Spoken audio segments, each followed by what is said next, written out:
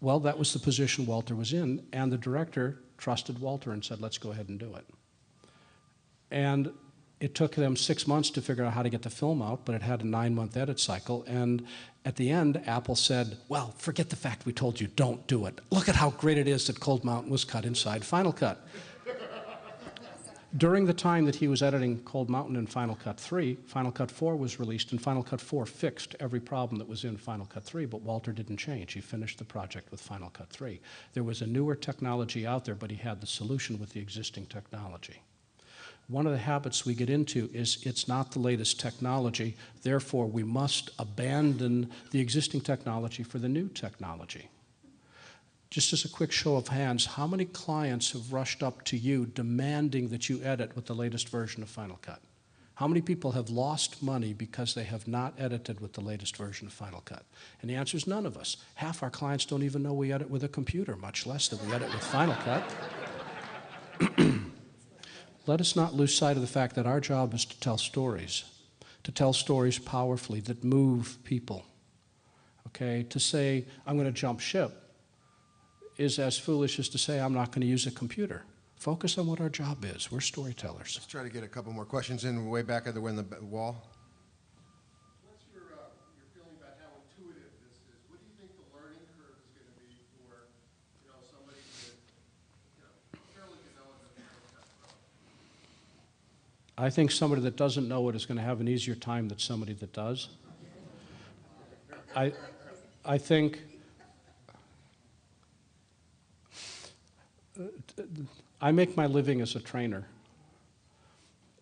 I think that it would be in your best interest to get some training, whether that's from me or from somebody else. But I'm not pitching for my training. I'm just saying that it will help you to get yourself jump-started if you get yourself oriented first. Having said that, based upon what I saw them doing, I think once you figure out the paradigm from which it is coming from, and I don't think that paradigm is easy to figure out, but once you do, I think it's going to be operationally simple. And I think that it's going to be very cool once we figure it out. But the hardest challenge is forgetting what we know and learning something new. And there, I think training could be useful. Let's get over there again, right there. I heard they abandoned a lot of codecs, like you're not going to be able to edit the red codec anymore. Is that true? You just have to transcode? The question No. is they've abandoned codecs? Your question is you've heard that they've abandoned some of the codecs? No, I don't know, and I discount that categorically. It's inconceivable to me they would do that. It just doesn't make any sense to do that. The hat over there? Larry, do you have any idea how long Final Cut 7 will stay in the good graces? Will it work with Lion? When will they abandon it? Yeah, that one I can't answer. Someone mentioned that maybe Final Cut 7 will not work in Lion. I don't know. I know Final Cut X will work with Snow Leopard and will probably work in Lion, but will 7 migrate over to Lion?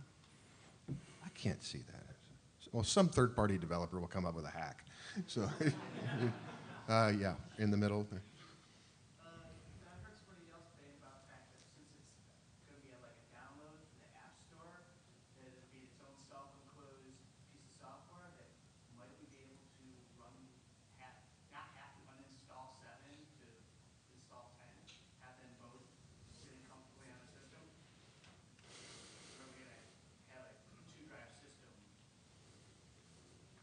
I think, just historically speaking, that it would run side by side with no problems.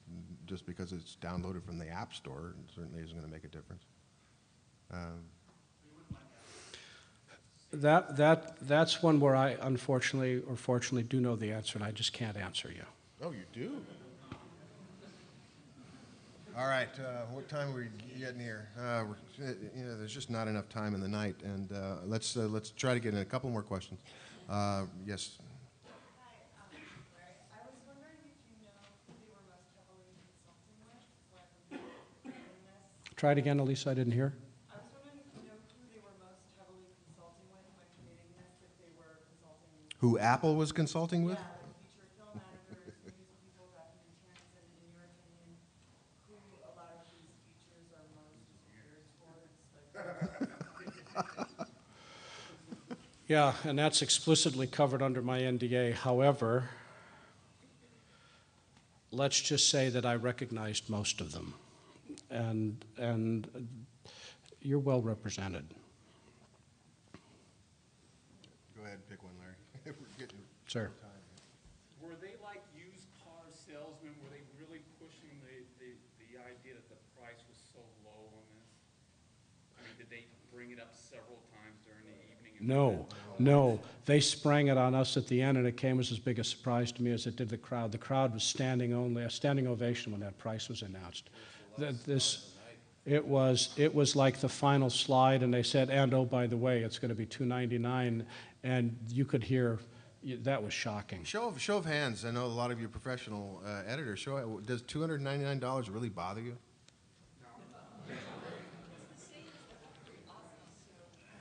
Yeah, all right. It's the same as the upgrade price is what it would be. And right, you're getting one app, you're not getting motion, you're not getting the other apps. I don't think we're wasted either.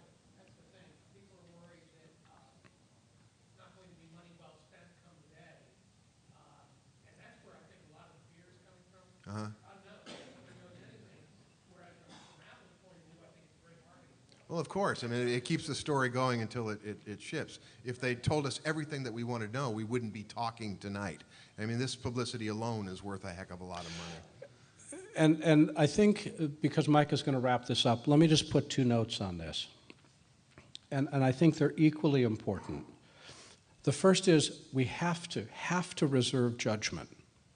You can absolutely say, think one thing or think the other thing, but until questions like what exactly is real time, or what codecs are supported, or what video formats are supported, or how does it work with third-party capture cards, I mean, these are decisions that we base our lives around. We don't have the answer. So all we can say right now is we don't have the answer. So let's stay curious and let's stay focused. Yeah. And the other thing is that, how do I phrase this? Apple really wants this to be successful. Apple is committed to making it successful. They are committed to listening to feedback from us, from all of us. And they may not hit it out of the park with version 1, but look at how they've continued to refine Final Cut over the years. Is that we give Apple feedback, we say we like this, we don't like that, we need this, we don't need that. I talked to Randy Ubelos after the event. I talked to Phil Schiller after the event. I talked to the chief architect of Final Cut after the event. I talked to the engineers after the event. And to a person, they are hungry for feedback. They won't answer. That's just the way Apple works. But that doesn't mean they're not listening. So keep an open mind. Keep your ears open. Don't believe all the rumors, because people circulate rumors just to scare us. Until we hear it from Apple, until it's released, it's not official.